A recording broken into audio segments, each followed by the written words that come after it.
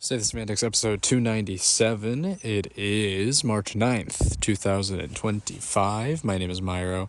This is the podcast where I ramble on for a bit about some shit. It is day one of the daily podcasting challenge. We'll see how that goes. I don't actually mean that I'll be recording like every day, but I will be trying to kind of record fairly frequently over the course of this week because I am challenging myself to do so, especially when I feel there are things that I want to talk about. So that is the plan. Today is Sunday. We got a kind of a whole slew of games left leading into the evening. So that's pretty exciting. But yeah, Warriors played the Pistons yesterday at home. It was an absolute dogfight. I mean, it just apparently it was like 50 plus, like maybe even more than that, like free throws or just you know just an insane number of fouls called. The game was physical, but like man, it was just ridiculous. Just so much stoppage time. The game nearly ran for like 3 hours, which is absolutely ridiculous for a basketball game. And you compare that to like how long the Celtics Lakers game was, which started at the same time. It's just like it was like a couple hours. So just the length of that, it makes it really. That's one of the downsides of something like that, of a game of that kind of just level of physicality. But it also depends on the refereeing as well. It's so, look, I hate talking about the refs, but they do dictate a lot of how the game is, how it kind of transpires. And it's unfortunate, but it's just sort of part of how the game is. I wish, it might just be one of those things where you get one of those instances, but it's just not a fun thing to watch, right? It did get tight and it did get really close down the stretch and clutch and all that stuff, but man, leading up to that point was rough to watch, man. I don't think I'm fairly certain that both sides, both fans, were not pleased with what was showcased. So I don't know. Like, it is one of those things where it's like I feel, when things are clearly like a foul and that kind of thing, like understandably so if there's like hacking and stuff involved, but I feel that it sort of unfortunately also kind of alerts the refereeing that just even little ticky-tack fouls are gonna be called fouls, because like it honestly sometimes, I think there were some instances in the game where it was like a certain foul was not called, and then they almost had like a makeup call later down the line for something that was clearly just not even close to being as physical as the contact that happened before, right? And so I don't know, it's just sort of, it's frustrating. Like, that just is kind of an issue with kind of the game and how the NBA is sort of, or just sort of, I don't want to say orchestrated because that sounds kind of conspiratorial. That's not what I mean. I mean it just sort of in a way that it's so much of how the flow of the game is heavily dictated by how it's refed and that kind of thing, how it's officiated. So yeah, it's just sort of an unfortunate case of that. Warriors did end up winning against the Pistons by 6. Pretty close game. It was pretty tight. Draymond hit like hit like the dagger three to kind of put it away, which is pretty funny to see. But yeah, it was very much a grinded out kind of win. Like, Steph didn't have exactly like the best game either. I think he had some good moments, but it wasn't like his best. He still had like 30 points or something like that, but it didn't feel like his best game. Having Jimmy kind of be like really the secondary piece, I think this was honestly the game that we kind of saw that he hasn't had like Jimmy hasn't had like a crazy scoring outburst game by any means. Like I think he's clearly kind of sort of pushed that, not in like a bad way, like pushing responsibility, but sort of letting Steph kind of take the offense on his own, right?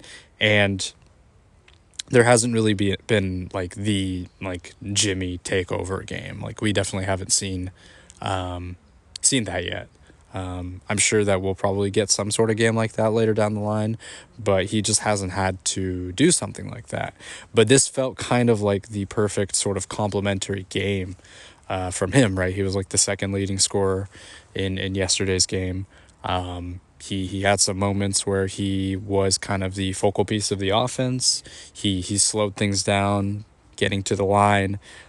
He had like a few ISO plays that worked out in his favor. The only thing that I think has been kind of faltering for him is the shot making for three. Like he just has not hit like I'm trying to think, like he might have hit like a couple threes, but it's felt very that has not been his yeah, that's not his specialty, right? You don't really want him jacking up threes necessarily.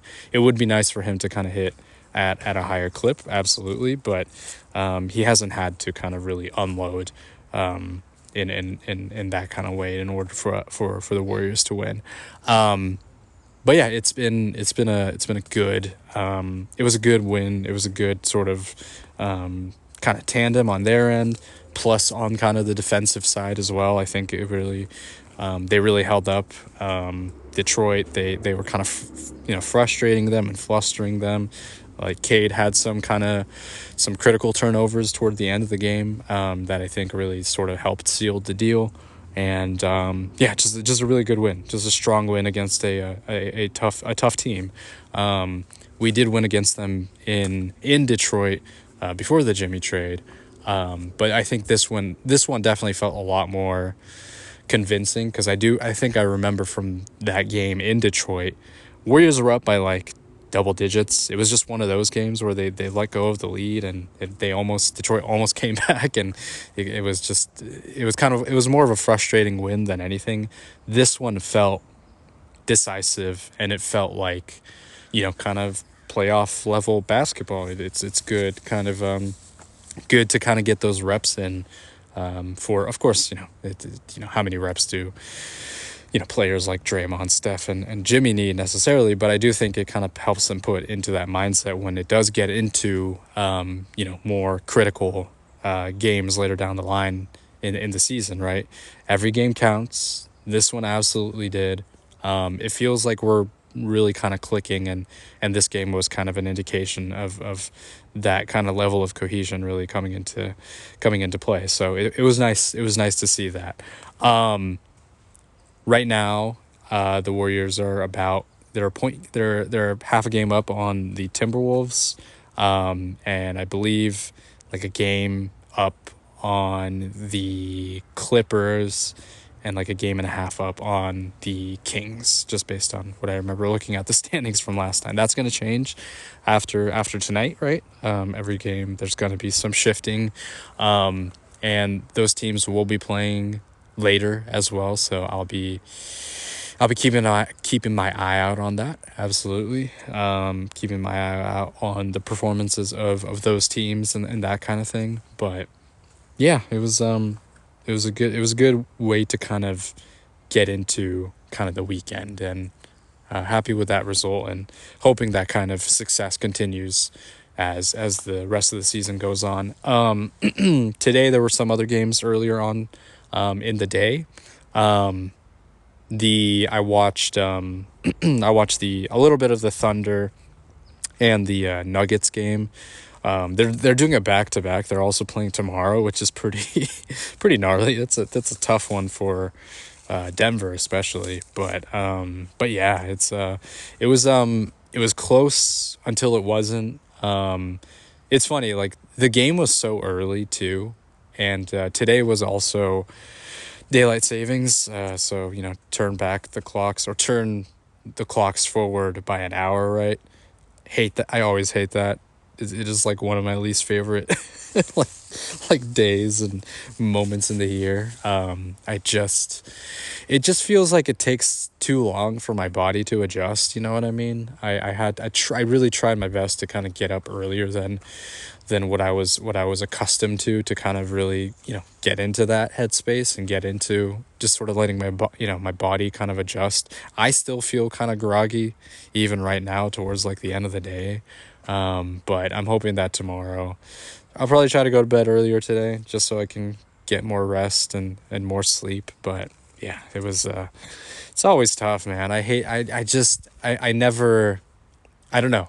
I understand it is nice having, like right now it's sort of late afternoon and sun's kind of, there's still a little bit more light, but even then, like as we kind of transition into spring and then summer, like it's just gonna stay brighter anyways. You know what I mean? So it's not like we're saving that much time in the day. I don't know. It just doesn't really feel all that necessary. I get it.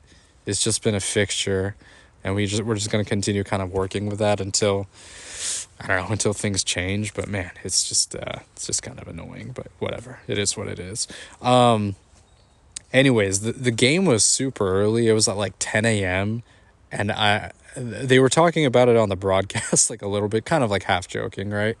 About how just sort of the daylight savings and how players sort of, kind of adjusting. Maybe that's sort of why, maybe some of them didn't play as well, fatigue or whatever. And I'm like, I honestly, I feel that's pretty justified. Really, I really think that is like a reasonable case for why players may not be up to shape. I mean, especially if you're not a morning person, right?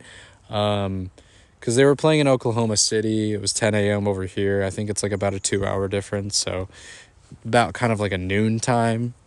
Still early, man. Still early. Sunday, like lunch noon games is a kind of it's kind of one of those things where I feel like it's pretty tough for players to kind of get used to, especially like it's not even that really, they're professionals, right? Like obviously they have their routine and they can adjust if they need to, but it's got to be tough going from getting accustomed to having essentially the whole day to kind of recuperate, rest, whatever, and just get ready for, the game later in the evening, most likely, or at night.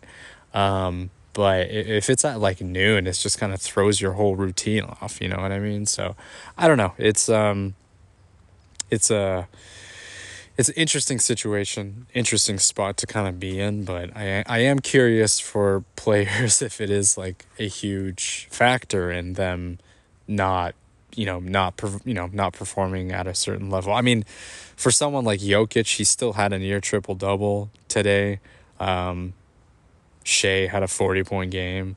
And I think this is kind of where, I think this was a good showcase between the two MVPs, right? MVP candidates. Because like right now, I don't really think, I don't know, is there anybody else that's even in the mix right now? I don't really think so, right?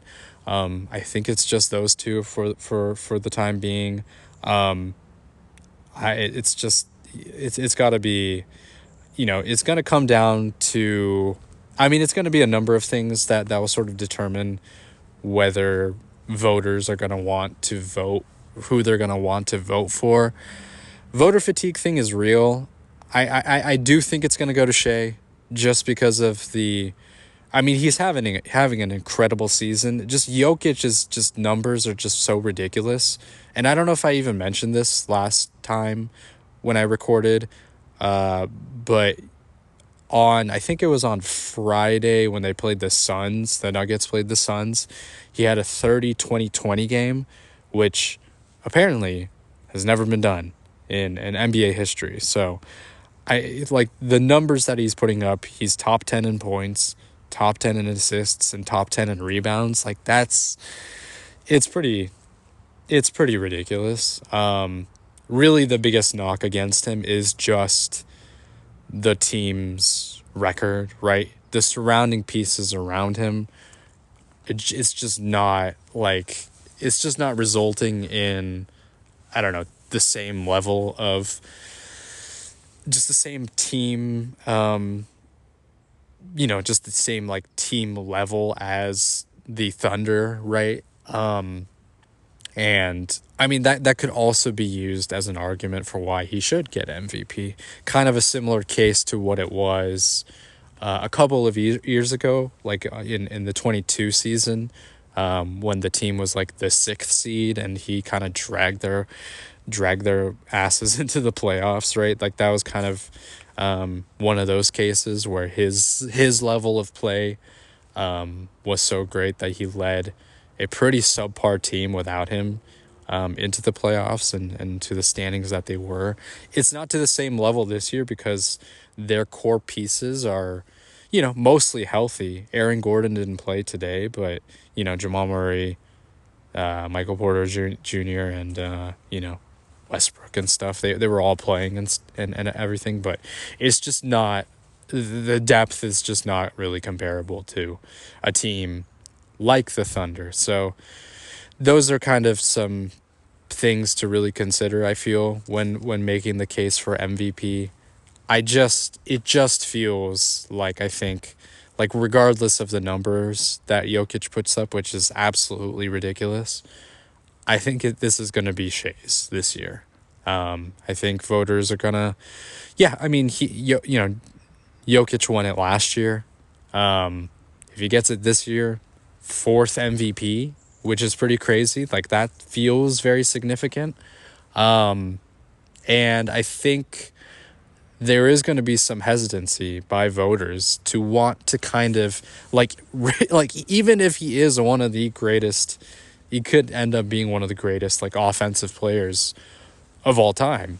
But even then, there's just sort of a certain stigma maybe attached to a player like him, just because maybe, I think the argument is sort of like because of the championships he has won, but like 4-1 maybe. And I'm not, I do think that there is a lot of cases that you can argue that he is the MVP. I mean, he's incredible. He's insane. Like that, it just doesn't make sense what he's doing. He's the hub of literally everything they do, and he's been playing decent defense as well. And he's like top 10 in steals too, as of like late.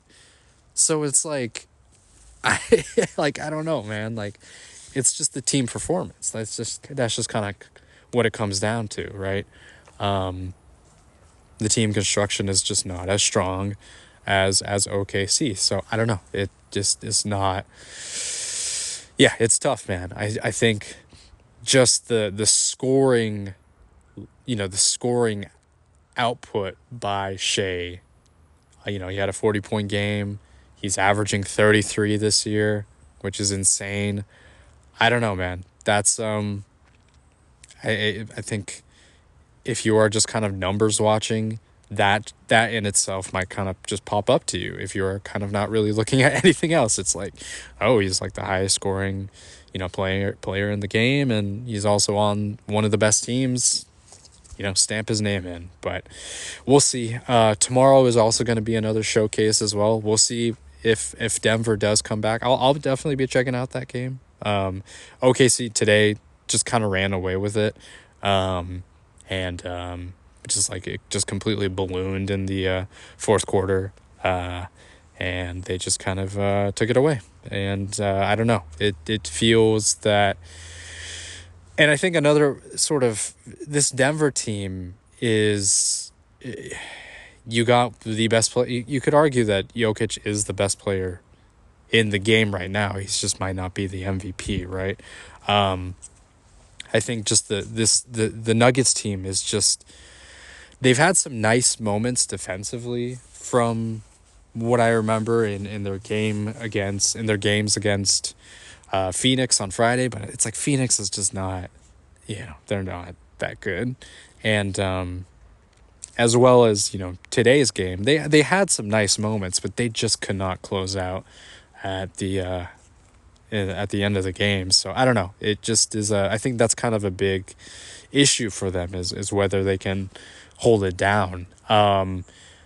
In 23 when they won, I think that they were really able to kind of overpower teams with their offense, and you know, things were just kind of clicking for them. Jamal Murray had a great, you know, he had some really great series.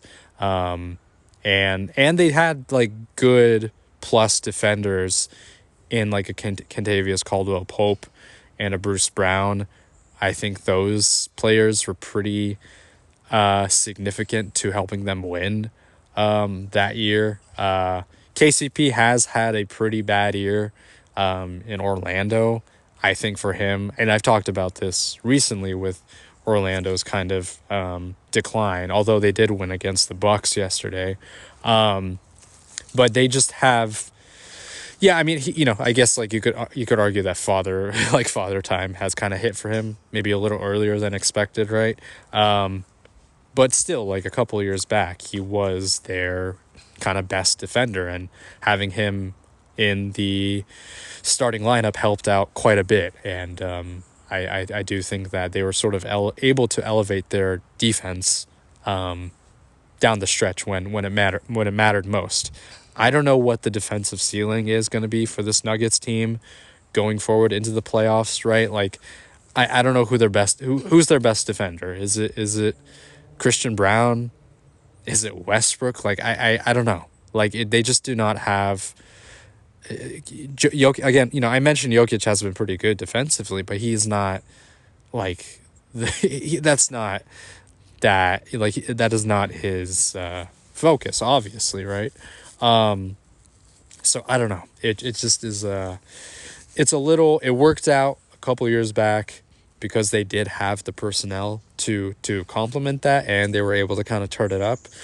Maybe you could argue they could do the same thing this year. Maybe they really lock in, but it just, from what I've seen, it just doesn't seem like they have that gear, and they don't have the personnel as like a team like the Thunder. Well, you know, it's easy to compare it to the Thunder because they are the clear best defensive team in the league, but that's gonna be a huge kind of detriment for Denver moving forward. I just don't know. I don't really know what to expect. You can expect that Jokic will be probably the best player on the court, but outside of that is the complementary pieces around him.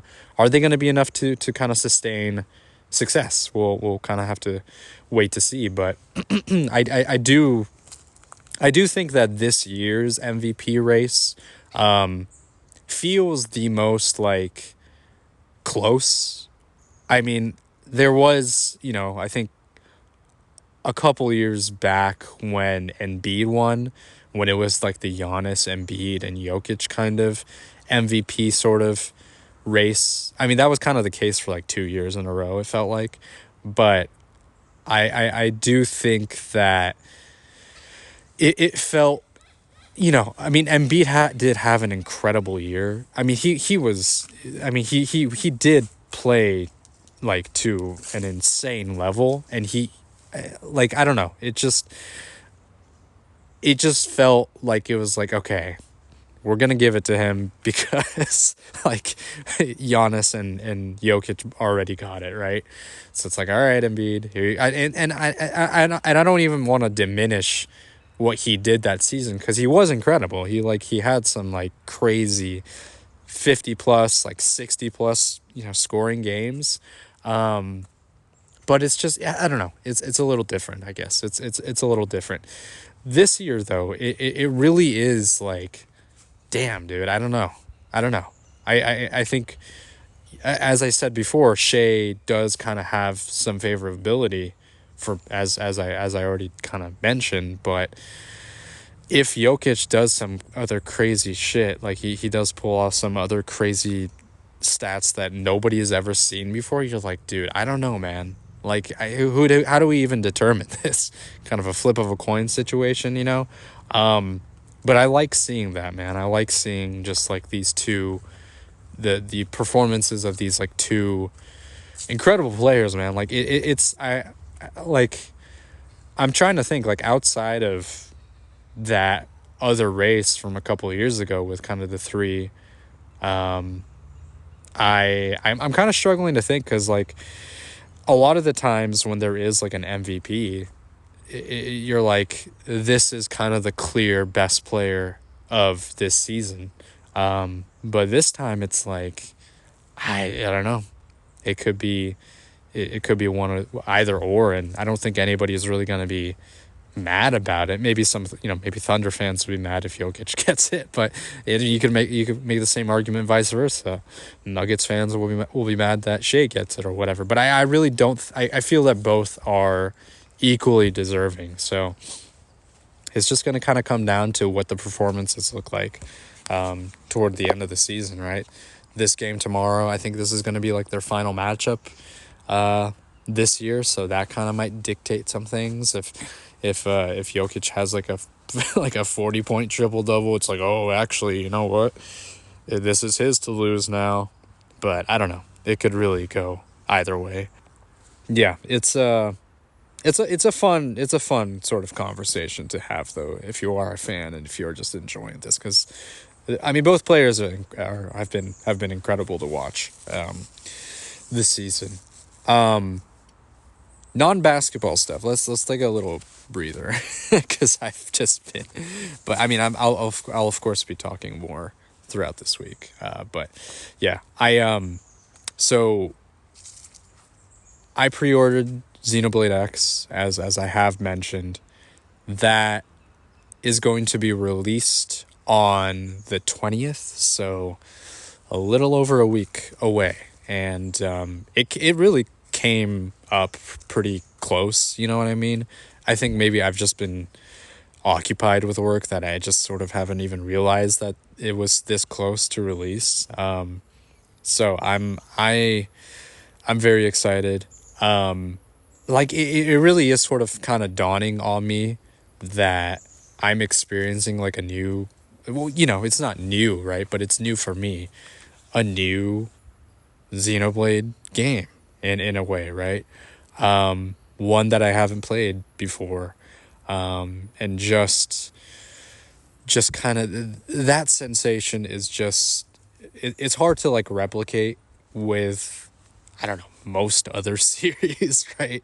But just like delving into the world and exploring things and listening to the music and all that stuff, right? I am just so looking forward to just like dumping hours upon hours into this and just really just going through every inch and corner of the world, because I do know like the world is massive, Mira, in the world of Xenoblade X. So I'm super excited for that.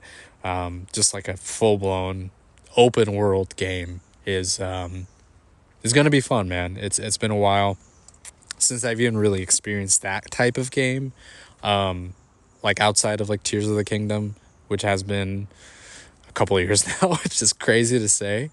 But even newer in a sense, because I haven't, like, of course I've seen some people play the original Wii U version and stuff, but I think to experience it on my own is just a completely different, it's just a whole nother thing, you know what I mean? Playing a game versus watching someone or watching clips of it, it's different. Doing things on your own, finding some kind of these like hidden secrets. Maybe you have a particular play style and that kind of thing. And and there's also kind of like the avatar creation thing, which is separate from the rest of the series as well.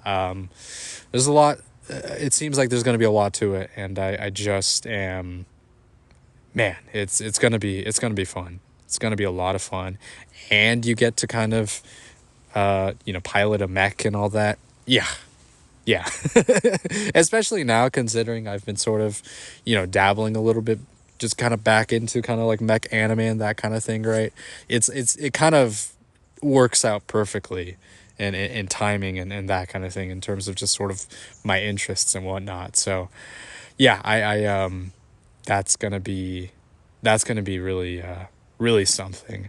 I feel that when it comes to experiencing kind of a new game for the first time, which you could argue that that's the case when you play any game, but in particular a game that you've been anticipating for such a long time, I really do want my best to kind of like savor it in a way, like I have with some other games that I've really enjoyed.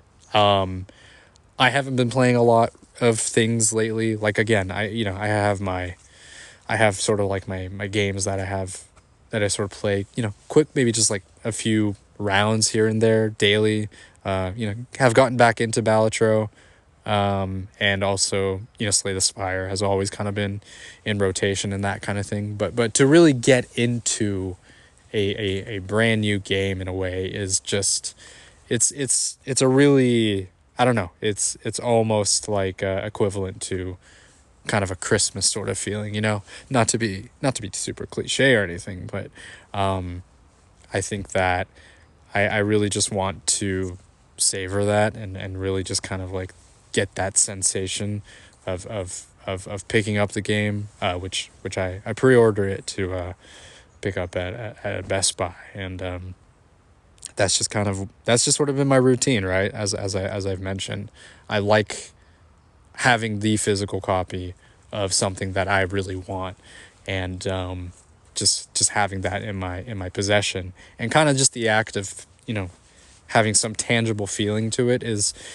part of it too. And I don't know if there's going to be a bonus attached to it. When I pre-ordered Echoes of Wisdom last year, it came with like a cute little diorama, and I have that kind of sort of just sort of propped up in my room right now.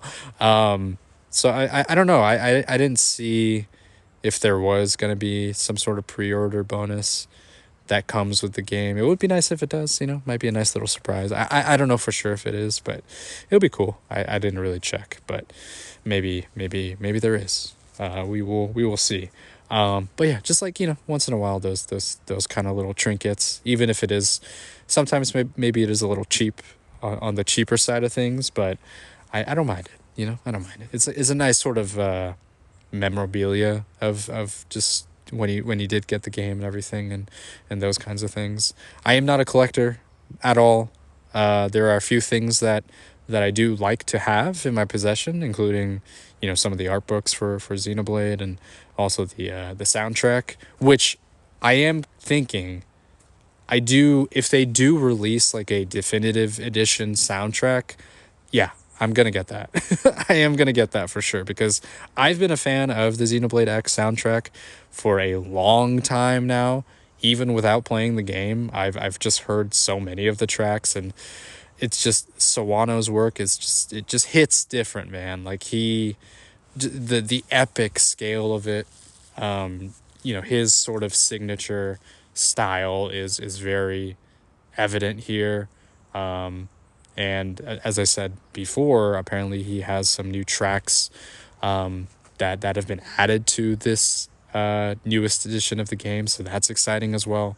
But yeah, he's well known for a reason, and it would be nice to kind of have those works in my collection as well. So if they do release that, I know I do believe they released they do have like a, for like the original soundtrack for the Wii U. I think they did release that a while back, but yeah, it would be cool if there was a definitive edition of that as well. So I would be really interested in picking that up. But yeah, just we're getting closer to it. It's gonna be kind of next week, and I will absolutely be delving into that.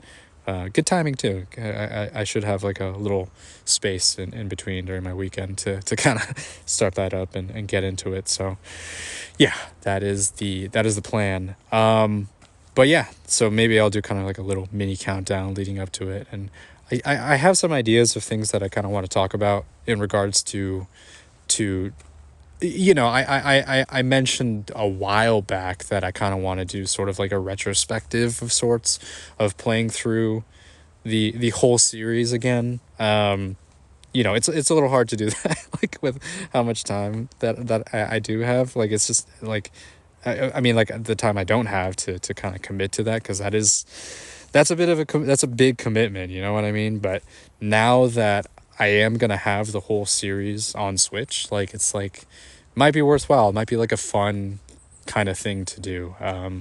But I also am like I have other games that I want to play, so it's like how am I gonna balance all that? But yeah, anyways, that is what I am. I am very much looking forward to that. And for the rest of this week, we've got a lot more basketball, a lot more things to talk about. Every day there's something happening, and there's always maybe a little storyline, maybe a little thing that I noticed in a game that I watched, maybe a player that I want to talk about.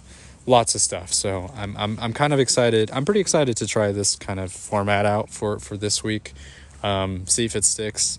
I don't know how, I don't know how much energy I'm gonna have to try to continue this.